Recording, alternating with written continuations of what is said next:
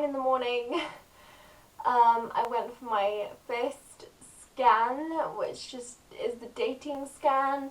They measure everything and see how things are looking, and it was a long process. It's supposed to be a quick scan, but they couldn't measure anyone. For some reason, all the ladies had problems with measuring their babies.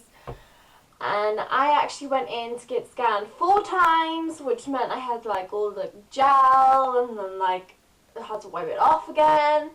And I went in with a full bladder and you could see everything. It was so clear. Hi, Rory. Say hi.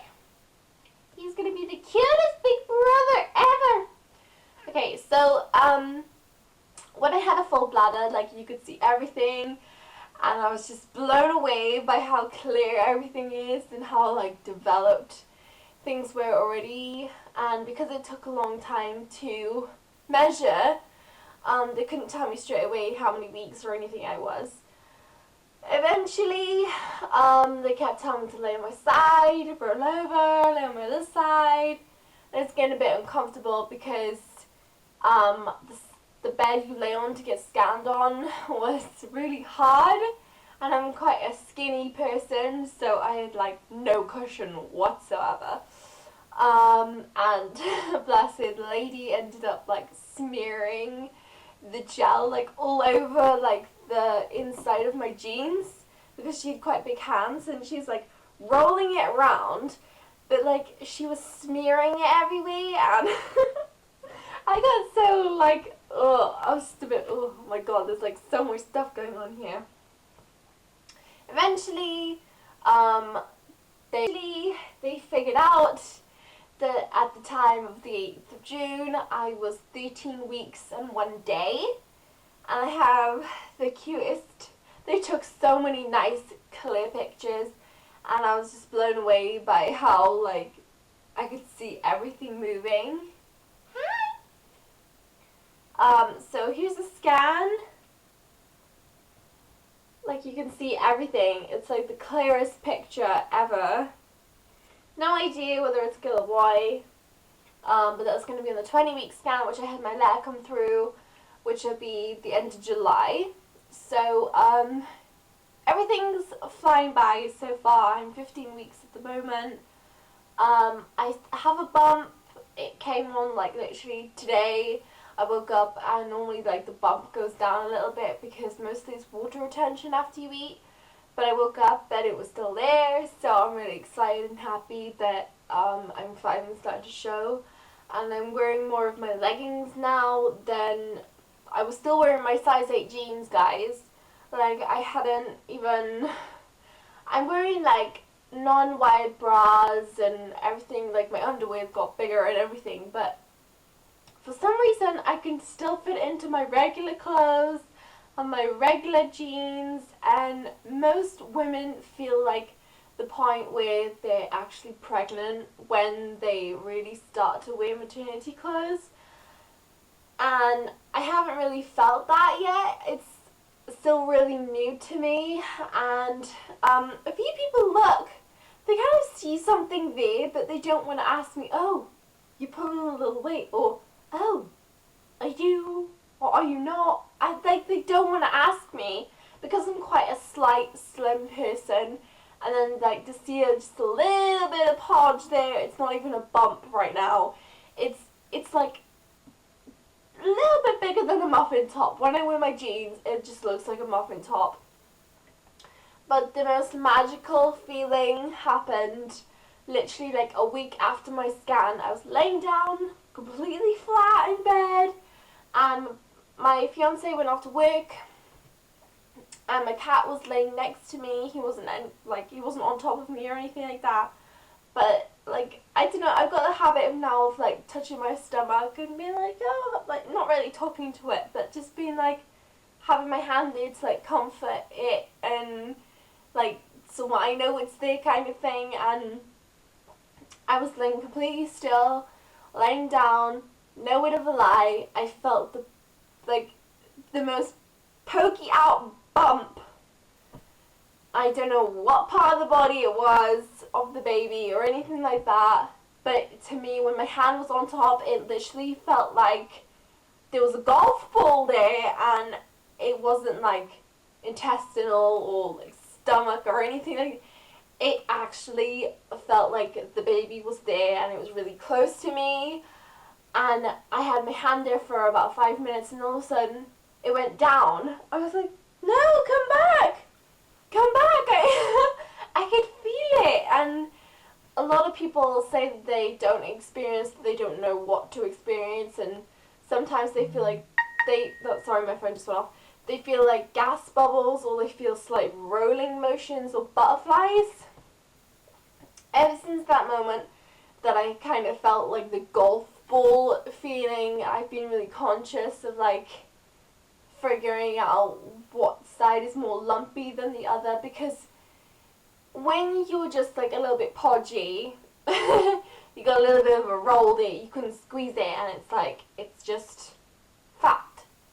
But at the moment, when I have my arms down and everything like that, it's quite like a hard, lumpy feeling, and although I'm small, sometimes it does show.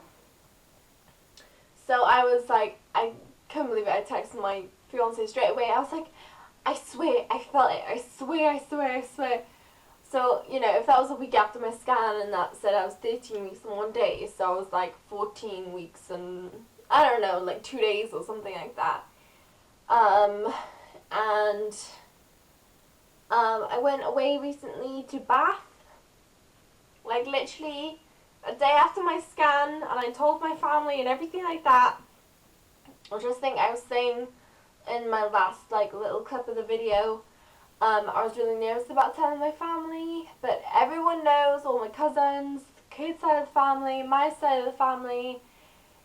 My sister had a really bad reaction, but after we talked everything out and I explained how I felt, and I have a greater understanding of how she feels more than she would talk about.